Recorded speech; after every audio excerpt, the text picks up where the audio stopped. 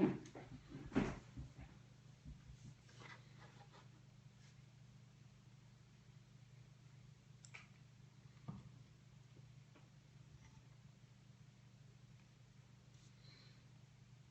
there folks, this is Matt Gemmell once again. Just wanted to do a quick Periscope to sort of waste some time, and I thought you might want to see the new MacBook. This is the 2015 Retina 12-inch display thing that comes in 3 different colours. This is the gold one.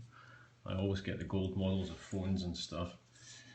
It's absolutely gorgeous. So incredibly thin and lovely. This is the famous USB-C single connector that it has.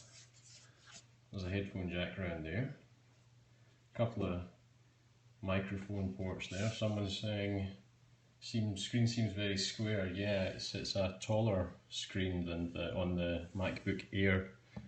The MacBook Airs have, or at least the 11-inch that I have, got a more sort of widescreen horizontal display. I have one here. Kind of see that that's more horizontal, and the new MacBook is nice and a bit more square. Someone's saying nice simple desktop. Yeah, I use solid colours. They change randomly every half hour. They look absolutely fantastic on this thing's screen. Could I try out typing in the new keyboard? Yeah, I can do that. People have been talking a lot about the new keyboard. It's very different from on previous laptops. It's very shallow. The keys are larger, and they've got a very different action. They're far more firm, they're more clicky. Some of the placement of keys is a little odd as well. Let me just quickly show you those before I start typing. See the huge long escape key up there? And this is a British keyboard, remember, so it has this funny return key, but that's perfectly normal for British and I think European keyboards. I know that the American keyboards have a horizontal return key instead, but this isn't a new thing. We've always had this here in Europe. It's the cursor keys that are strange. On previous machines, the left and right cursors were half height and just along the bottom, perfectly aligned with the down cursor there, but now they are full height. I always tended to sort of put my fingers here when I wasn't looking at the keyboard to find the cursor keys. It took a day or two to adjust to that. This is a backlit keyboard. It's got pretty even backlighting, so let's have a wee type on it. What can I do? Maybe bring up text edit, I suppose. Let's bring it closer. Make the window nice and big. Bump up the point size. Make it nice and huge. Hopefully you'll be able to see. Hopefully you can see that. I'm just typing hello there. Not up on. You can perhaps hear that it's slightly noisier than the keyboards on a MacBook Air or a MacBook Pro. There's not as much key travel. You're touching the keys and they almost immediately bottom out. But the acclimatization period for me was maybe 10 minutes or so. It's perfectly usable. It's no problem at all. Someone's asking, how did I make the window larger from the keyboard? Yes, that person that replied is correct. It's a utility called Moom, M-O-O-M. It lets me control window position and what screen windows are on and expand and contract just using the keyboard. It's well worth getting. It's a great utility. I could put the backlight on. I'll need to turn off my lamp here. Don't know if you can even see that because it's quite a bright room. It doesn't want to go on. I don't know why that is. But yeah, it's really a lovely gadget. The Force Touch trackpad thing is another new feature. There's an enormous trackpad on it, and it has this sort of trick Force Touch feature whereby it doesn't physically move, but you can perhaps faintly hear that it seems to be moving down and clicking, and you can press it just as easily from anywhere at all on the screen. And you can also press even more deeply and you get this additional click. It has some extra functions. I don't have a matching watch face for this background at the moment. It is a solid background, but it's not from Apple's It's a set of solid desktop wallpapers. If you Google something like solid desktop wallpaper, you'll get a whole bunch of them to download. I've just got a folder of them, and the desktop panel in System Preferences changes between them randomly every half hour. It's a lovely rich sort of dark blue. Do I prefer this keyboard on the 11-inch Airs? You know, I never thought I would say this, but honestly I do. When I go back to the Air, I find it to be quite spongy. Let's open the 11-inch Air up beside it, and hopefully I can show you the difference in the sort of height and action of the keys.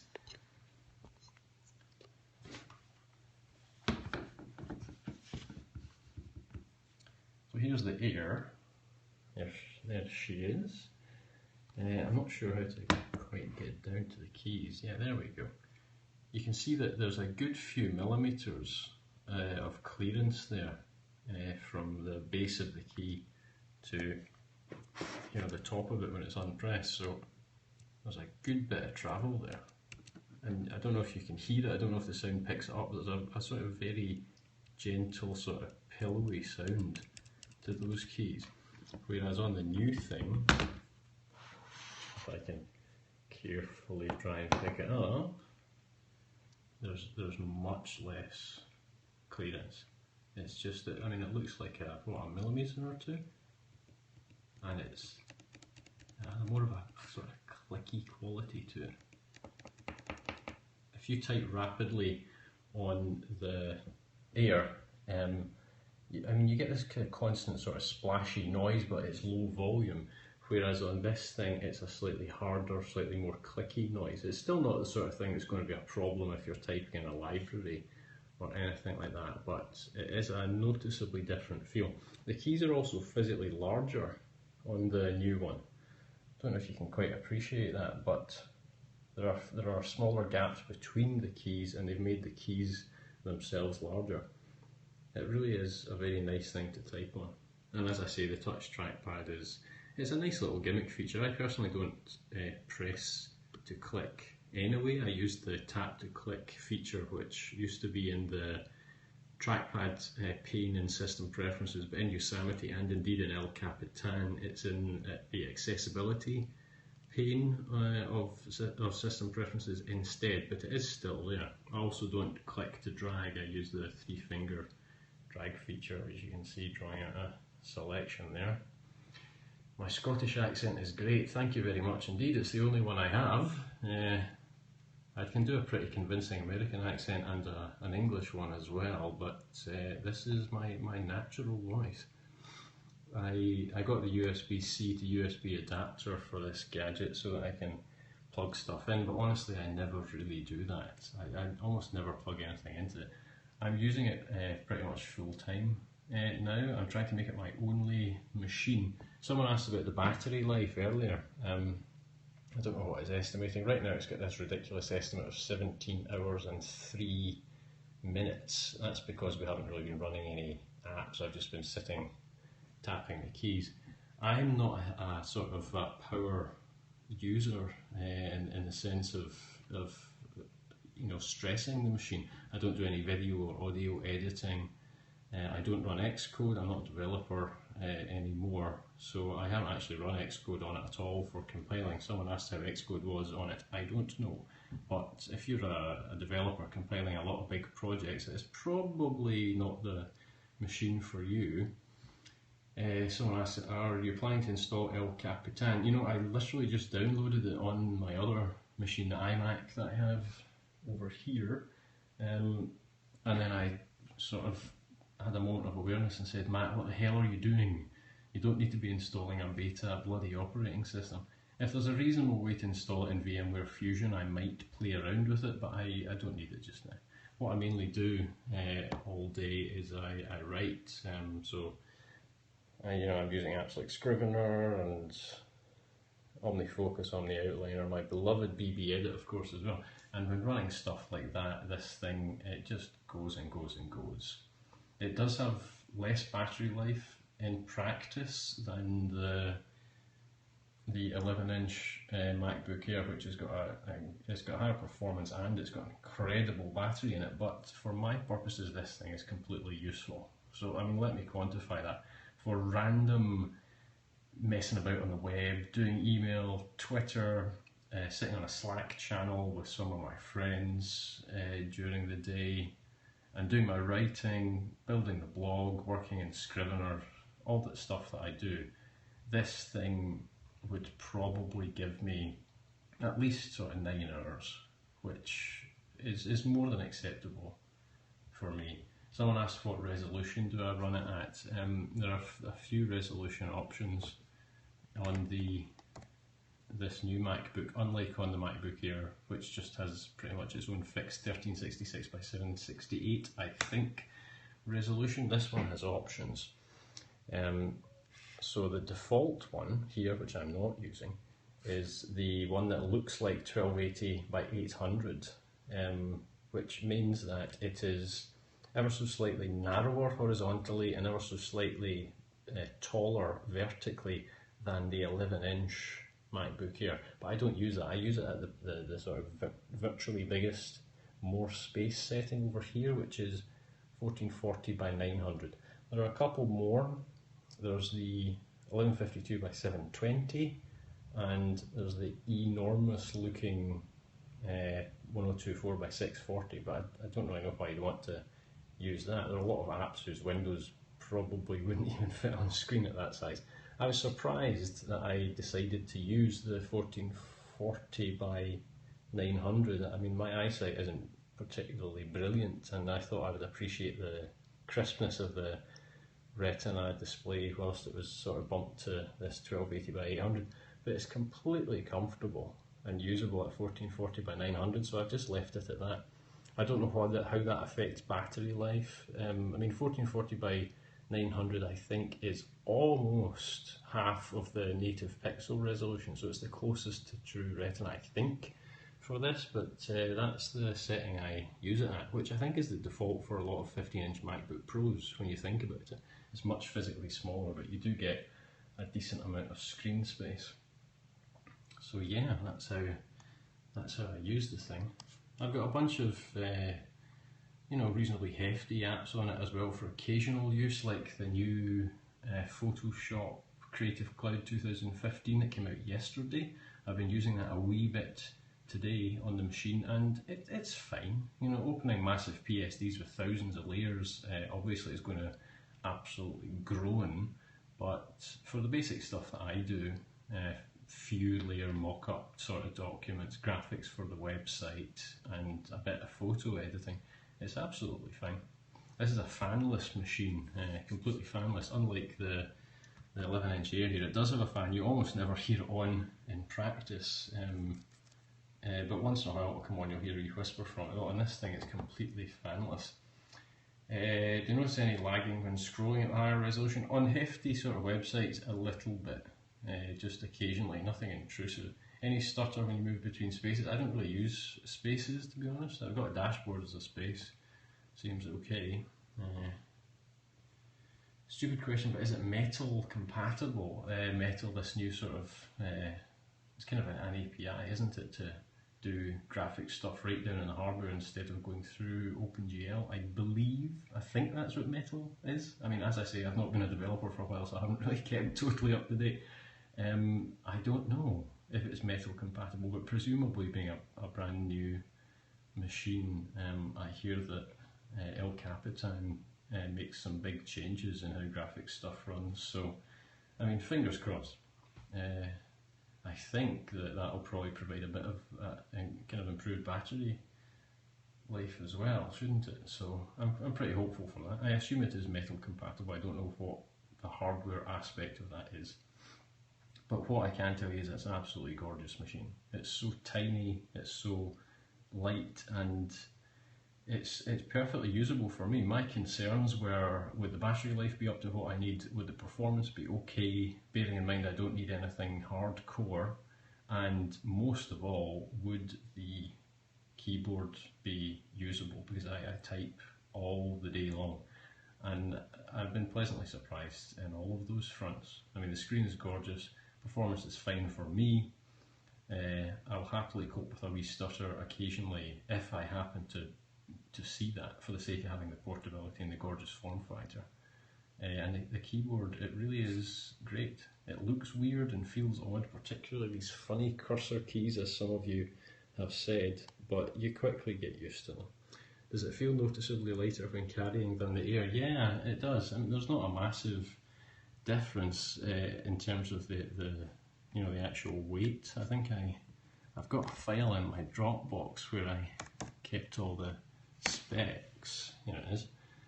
So what does that say? Yeah, so it's 0.16 kilograms or 0.35 pounds lighter, which is not a lot in the grand scheme of things, but you do notice it when you've been carrying the Air about and playing with it, and then you suddenly pick this thing up and you think, yeah, it is definitely within our perceptive ability to notice that it's lighter, and that's always nice. It's lighter and it's smaller in every dimension except depth.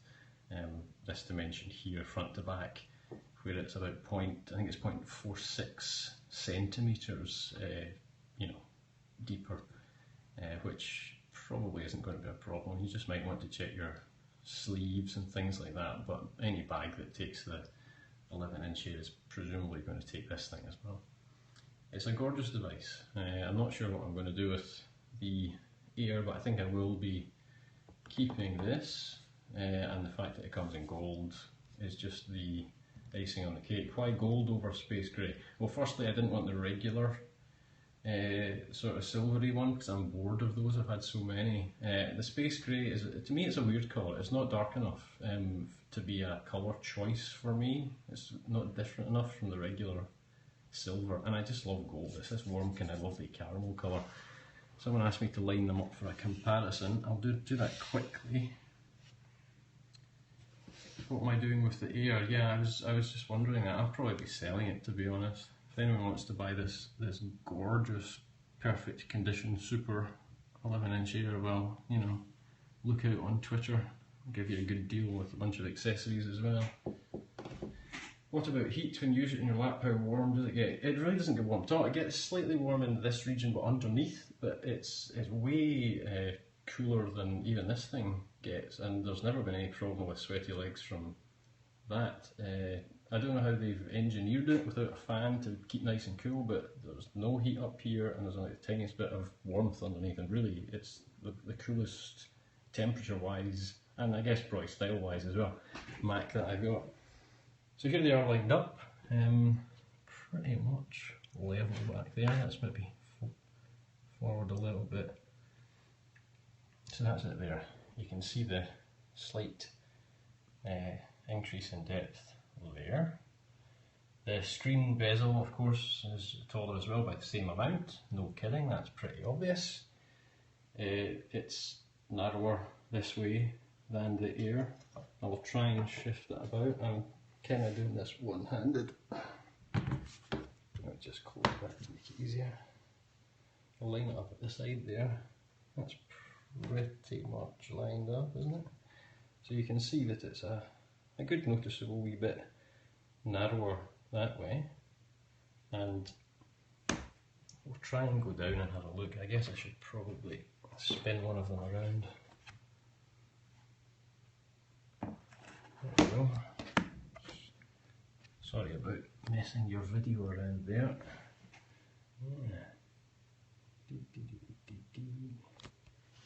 Let me turn these round the edge of the desk so you can see the size difference. There we go. Now I will crouch down on the floor. So, yeah, you can see that the 11-inch Air is significantly taller. Goes down to a nice little lip at that side, but this is even smaller. There we go. It's a gorgeous machine. I'm very glad that I got it. I'm very glad that I got the gold. This is the 1.3 GHz model, the bumped processor. I wanted the chance of extra performance. I think, based on Intel specs for the chip, that it will actually have increased battery life, because all of these are sort of kind of overclocked from the base clock speed by Apple, but this one is overclock much less so than the base model, which I think is 1.1 gigahertz, as Apple says. So I think generally this thing won't be working as hard, and hopefully that'll translate into a bit of increased battery life. But I mean, you're not particularly going to notice. Storage wise, this is the base 256 gigabytes spec, not the 512. I've put absolutely everything on it that I need, everything that I have on that, and it has 220 gigabytes free even now, so I've only got about 30 gigs worth of stuff that I use anyway. Most of it's in the cloud, and I don't really keep photos or videos, and I've got a very small set of music that I keep with me, so I'm fortunate enough to not particularly care about storage. So there you go. It's a beautiful little thing, a worthy successor, and as an additional bonus, I mean, sadly the Apple logo doesn't light up. It does on the Air. This one doesn't, but it is a mirror, and I mean, who doesn't want a mirror with them? Am I right? Of course I'm right. I'd love to show you more, but I kind of have to go because I'm meeting my wife to have a steak dinner out someplace, and I better dash off. But it's been an absolute pleasure talking to you as always, and showing you this thing. I will be writing about it on the blog at mattgemmell.com. That's mattgemmell.com sometime later in the week or next week, when I've just given it a bit more of a thrashing for the next few days. And look out on Twitter for a link to that article. I shall see you online. Have a fantastic day, and thanks so much for tuning in. Bye bye.